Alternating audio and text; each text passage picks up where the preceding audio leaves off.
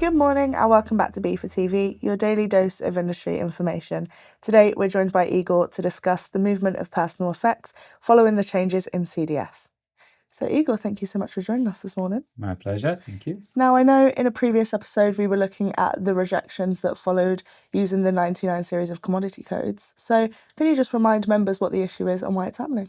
Yeah, so ahead of the latest CDS update, which happened actually on the 28th of March, so ahead of that update, we've been notified by HMRC that the system will be having a validation functionality to reject 99 series commodity codes if they entered on the export declaration. And that is due to the fact that 99 series codes for personal belongings is introduced for import entries Right, okay. and not for export entries. And the validation is being turned on now. So kind of HMRC will make sure those entries are compliantly submitted. And where do things stand with HMRC? Is there any progress towards a solution? Yes, absolutely. So immediately we raised our concerns to HMRC colleagues, noting that if traders cannot use the 99 series code as a one tariff heading, kind of covering all the commodity codes, all the goods in that shipment, all the personal belongings, so then the traders, they have to declare each item individually. Right, okay. Writing down each tariff heading, and you can imagine in a personal kind of, if someone moving house, There's a lot there, a isn't there? lot there, so it's a lot to declare.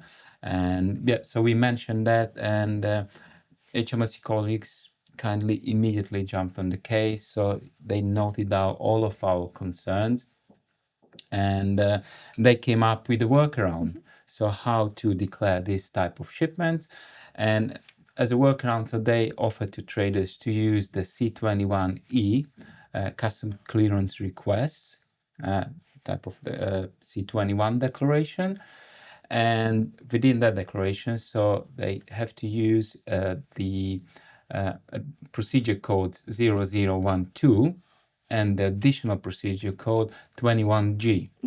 And that additional procedure code does not require the commodity code declaration within the declaration. So only the goods description is sufficient in those declarations. And in the meantime, what can our members do to make sure that their export declarations are staying compliant? Yeah, so there are a few things to note here. So as I mentioned, it's C21 declaration. So this workaround, these procedure codes, additional procedure code, they cannot be used on a full export declaration. So it's only for C21 CCRs. Then they can be used only for personal effects, no commercial goods can be declared under this workaround.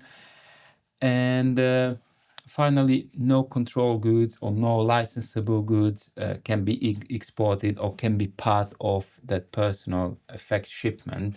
So if those goods are included in that good, so trader have to submit a full export declaration. Right. Okay. That's great, Igor. Thank you so much for the update. My pleasure.